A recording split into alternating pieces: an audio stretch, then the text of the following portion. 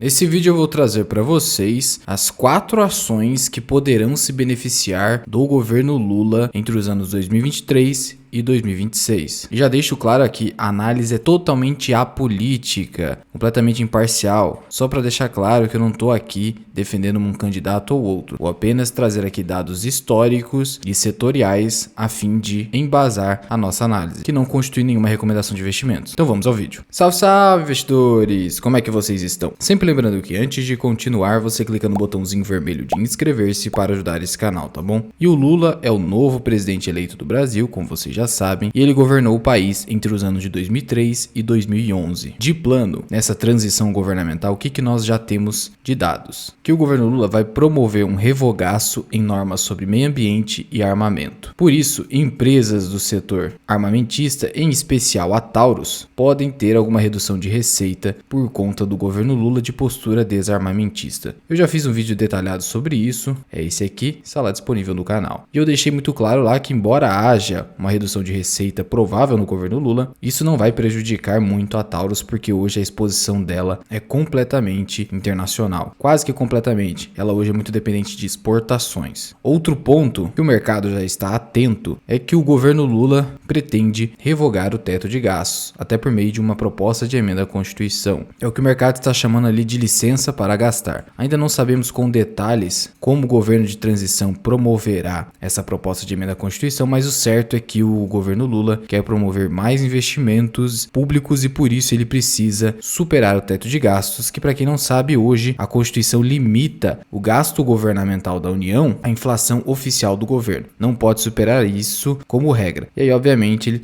o governo Lula, por ser pautado ali mais por uma postura intervencionista, de cunho keynesianista, é provável que ele tente de fato superar esse teto. E ele justifica na necessidade de maiores investimentos. Muito bem. Aí nesse cenário, o agronegócio já tenta dialogar com o Lula, pedindo que ele não tolere invasões em propriedades de terras rurais. O que acontece? Vocês sabem que o Lula, ele advoga a favor do movimento sem terra. Não quero entrar aqui no detalhe de quem está certo ou está errado, a nossa análise é imparcial, mas o agronegócio fica preocupado, principalmente os grandes proprietários de terras rurais. Diante disso, você já fica um tanto quanto reticente como investidor em relação às empresas do agronegócio. Cito aqui como exemplo, trazendo até dados históricos, a SLC Agrícola, que durante o governo Lula, e aqui temos dados de 2007 a 2011, a companhia não performou muito bem, como você percebe aqui, sendo indicativo que empresas do setor agrícola não performam tão bem no governo Lula. Uma outra empresa do setor rurícola, a Agro 3, Brasil Agro, que inclusive está pagando excelentes dividendos, também não performou muito bem nesse período, andando de lado, ainda mais uma companhia como esta, que visa a valorização das propriedades rurais com posterior trading. Ela vende com valorização a propriedade rural que ela adquire. Contudo, em sendo tolerada pelo governo invasão à propriedade rural, a valorização não ocorre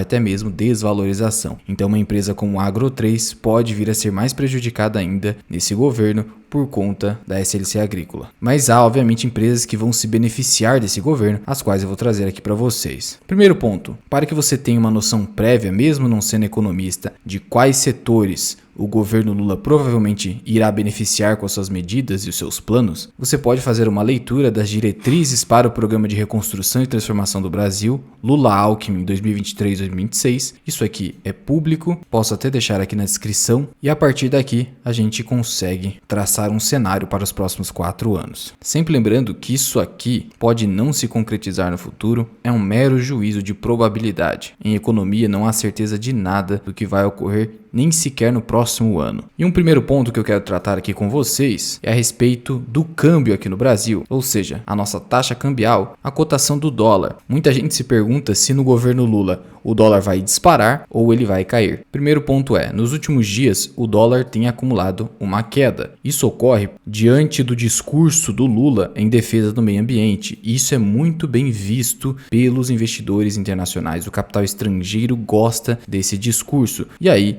acabou o dólar entrando aqui no país por conta disso, gerando uma queda, porque o ingresso de dólar no país gera um maior número de oferta de dólares em circulação. E aí isso pressiona a cotação para baixo. E aqui estamos com o gráfico do dólar desde 1991. E o que nós temos aqui durante o governo Lula? Se você pegar aqui do começo do governo até 2011, que foi o final, você percebe que o dólar saiu de uma cotação de 3,67 e chegou próximo de 1,70, 1,80. Então, no governo Lula, houve uma queda forte na cotação do dólar. Esse é um dado histórico. Outro dado histórico é a respeito da taxa de juros básica da nossa economia, que é a taxa Selic. E no governo Lula, tivemos uma taxa Selic bem elevada. Nesse canto aqui você verifica qual é a taxa Selic. Atualmente a nossa Selic está em 13,75% e já é um patamar elevado. E aqui no governo Lula você percebe o seguinte, que a Selic se encontrava na casa dos 15% e foi caindo a partir de 2006. Foi caindo até chegar aqui a um patamar de 11, 12% no final do seu governo. Então, durante o governo Lula e até do governo Dilma, tivemos uma Selic elevada. Esse é um outro dado. Diante disso, a primeira ação da nossa lista é a Cogna, uma das ações da nossa carteira, uma pequena posição, companhia do setor educacional, vem sofrendo muito nas suas cotações. Contudo, durante o governo Lula, a companhia performou bem, justamente porque o governo do Partido dos Trabalhadores promove maiores investimentos na educação superior. Um grande exemplo foi o FIES. E,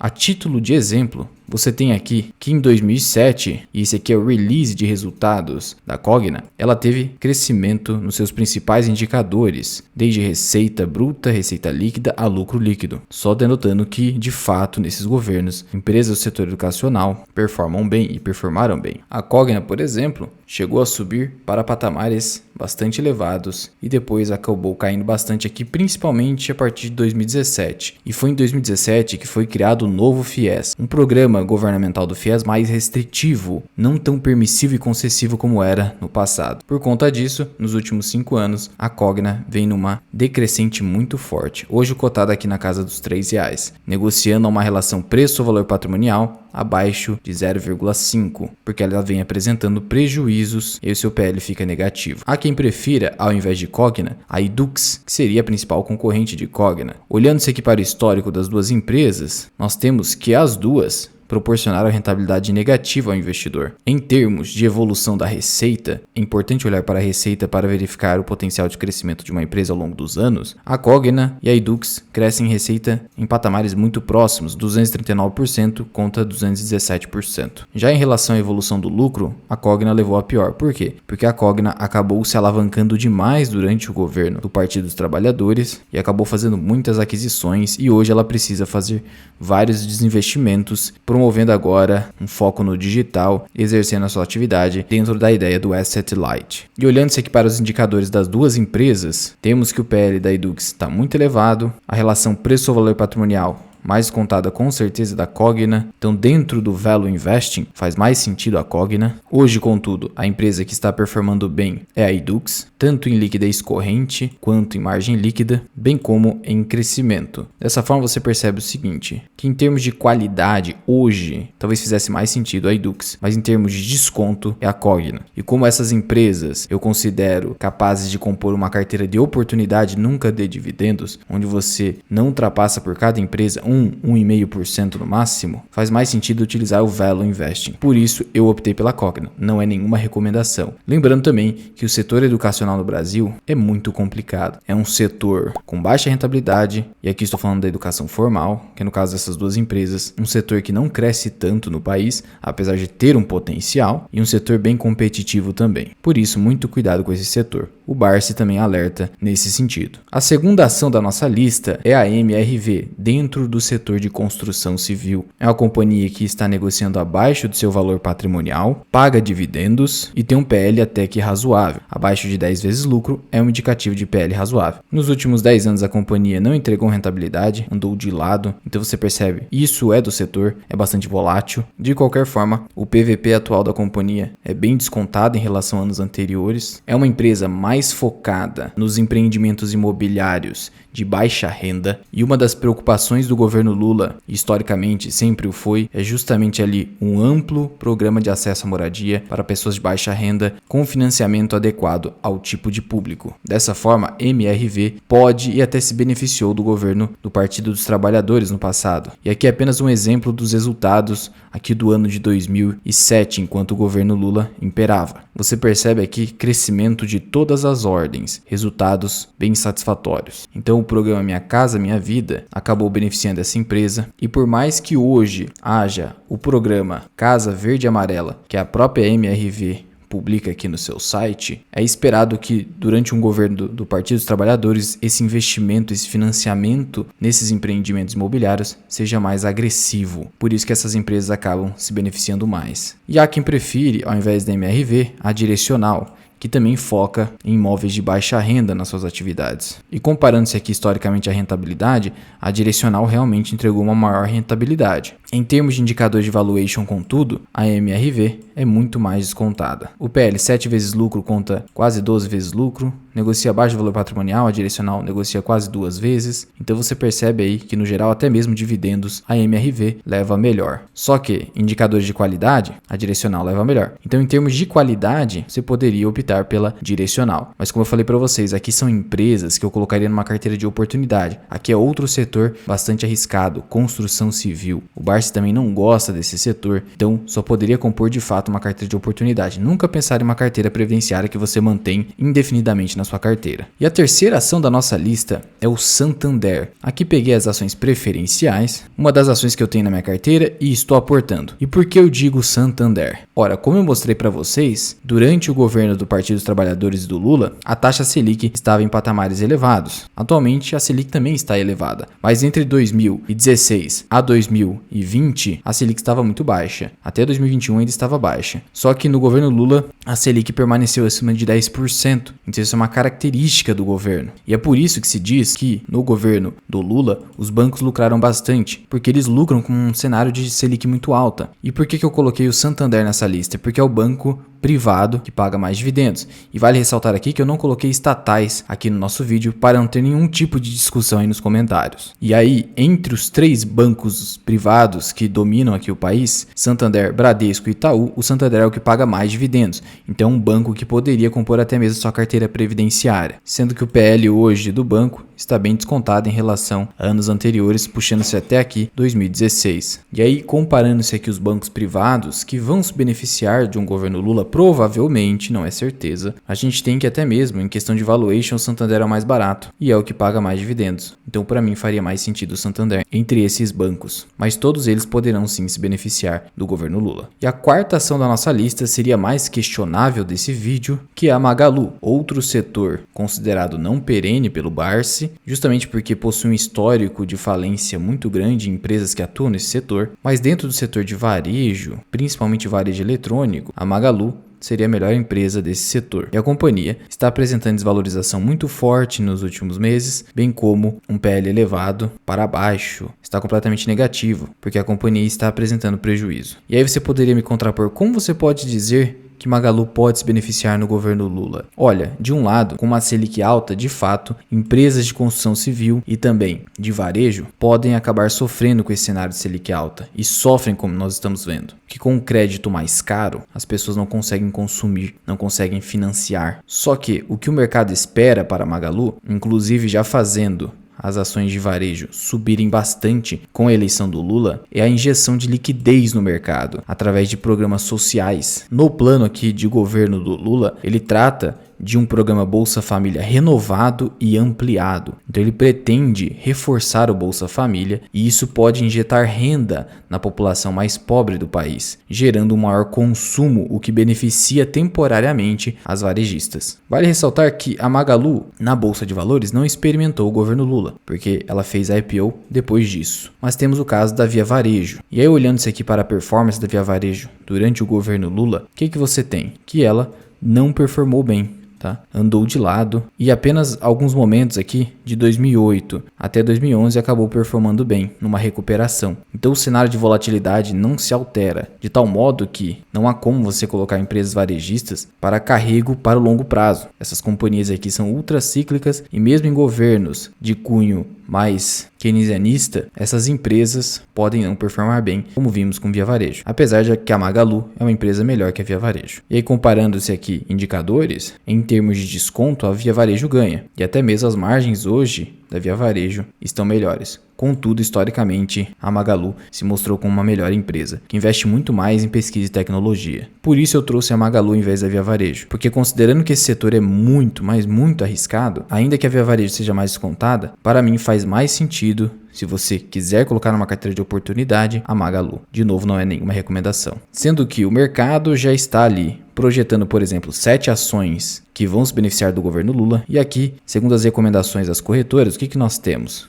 Bradesco, como eu já falei para vocês, e aqui eles recomendam o Bradesco, mas eu preferiria o Santander por conta dos dividendos e por ser mais barato. A Direcional, eles preferem a Direcional por ser uma empresa menos alavancada. A Eletrobras, aí eu discordo, o Lula já declarou a sua oposição expressa à privatização da Eletrobras, então eu discordo dessa posição de Eletrobras. Por mais que o setor elétrico seja resiliente, isso não significa que vai se beneficiar com um governo ou outro. Na verdade, não interessa o governo, empresas que atuam no setor de utilidade pública, como as elétricas, vão se beneficiar de qualquer governo. Aí aqui também eles trazem a MRV, a PetroRio, porque é uma companhia que se beneficia do cenário internacional. Aí seria como se fosse uma proteção em face do Lula no cenário de incerteza, o que não é o caso aqui do nosso vídeo. E eles também trazem a Via Varejo por ser a mais barata do setor de varejo. Além da Edux, né? Eles preferem Edux ali ao invés de Cogna. Ok, Luan, entendi que o dólar teve uma forte queda durante o governo Lula. Não vou tratar aqui nesse vídeo sobre as causas de toda essa queda, só estou trazendo um dado histórico. E aí você poderia se perguntar, tá, Luan, mas uma carteira diversificada, ela precisa estar protegida de todos os cenários. Então suponhamos que ao invés de cair, o dólar continue disparando. Quais empresas poderiam se beneficiar a princípio dessa disparada do dólar? E aí eu traria duas empresas aqui de plano para vocês. A primeira, a Klabin. A própria Klabin já disse que essa defesa do meio ambiente, esse discurso ambientalista do governo do Lula pode beneficiar a Klabin, mas esse aqui é um outro ponto, é bem especulativo, mas como a Klabin exporta celulose, assim como a Suzano, com o dólar elevado, essas empresas vão ter uma alta da sua receita e do seu lucro, sendo que a Klabin, mesmo hoje, não se encontra sobreprecificada, apesar de que ela deu uma bela de uma subida e meu preço de entrada é até os R$4 em relação às ações ordinárias de Klabin, sendo que a companhia, no último trimestre, teve alta no seu lucro, bem como no trimestre anterior. Então, apesar dos rumores quanto à queda na demanda por celulose na China, a companhia tem se mostrado resiliente nesse setor. Só que o próprio CFO da companhia diz que o ano de 2023 poderá ser mais desafiador pela empresa, tanto pelo cenário econômico global complicado, quanto pela esperada queda nos preços da celulose. Então essa queda no preço da celulose ainda é esperada. Por isso a cautela quanto a preço em Klabin, que é uma empresa bastante cíclica, mas como eu disse, se beneficia de um dólar elevado. E outra empresa aqui do setor de proteína animal seria a Marfrig, uma companhia também ultra exportadora, está sofrendo uma desvalorização bem alta, mas negocia um PL bem descontado e uma relação preço-valor patrimonial próxima do valor contábil da empresa, sendo que, nos últimos anos, a companhia acabou performando muito bem e hoje é uma das empresas mais baratas e é a melhor do setor de proteína animal aqui, considerando preço e crescimento, sendo que no segundo trimestre ela apresentou ali um lucro bem robusto, mais do que dobrando o lucro apresentado no mesmo período do ano passado, e aqui estamos falando do segundo trimestre de 2022. É uma empresa que eu tenho na minha carteira de oportunidade, assim como o Klabin, e são duas aí de plano que podem sim se beneficiar por serem exportadoras de um dólar forte. E um dólar forte acaba acontecendo em um cenário de incerteza, em piora em países emergentes. Então, se o Brasil acabar piorando economicamente, é certo que investidores acabam colocando seu capital em dólar e os próprios países emergentes aumentam a sua reserva em dólar. Então, o dólar acaba se mostrando como uma reserva de valor, apesar de questionável, mas isso é utilizado historicamente em cenários de incerteza. Mas já vai deixando aqui nos comentários, você possui alguma das empresas desta lista? Pretende colocar na sua carteira? Lembrando que a maioria delas está em setor arriscado e cíclico e a própria empresa muitas vezes não performa bem ao longo dos anos. Então tenha muito cuidado nas suas análises. Muito obrigado por ter ficado comigo até aqui. Eu sou o Luan, esse que é o canal Mirai Investing. Até o próximo vídeo. Fui!